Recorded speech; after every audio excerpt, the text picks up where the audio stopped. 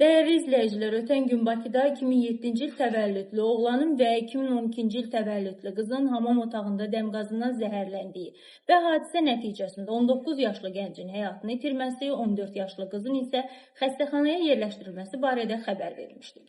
Manşet azın məlumatına görə mərhumun anası oğlunun o evə həmin qız tərəfindən aparıldığını iddia edib.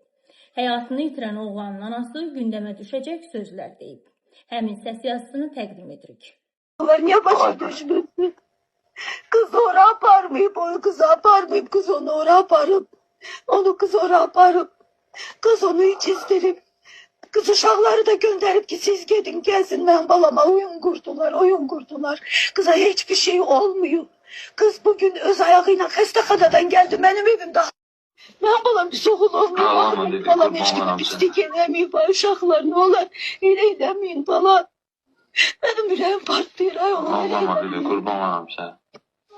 Adam niye yalan danışırlar? Yüreğim partlıyor. Adam ama bana değil ki. Tamam bir de kurban olam Öyle sen. değil. Hamı tanıyor. Hamı tanıyor. Ben balam bir soğul Ağlama olmuyor. dedi, Balam kurban hiç gibi olam pislik yemeyin, uşaklar ne olur. Öyle demeyin balam. Benim yüreğim partlıyor. Ağlama bile, kurban olam sen. Adam niye yalan danışırlar? Yüreğim partlıyor. Adam ama bana değil ki. Tamam bir de kurban olam sen. Öyle değil.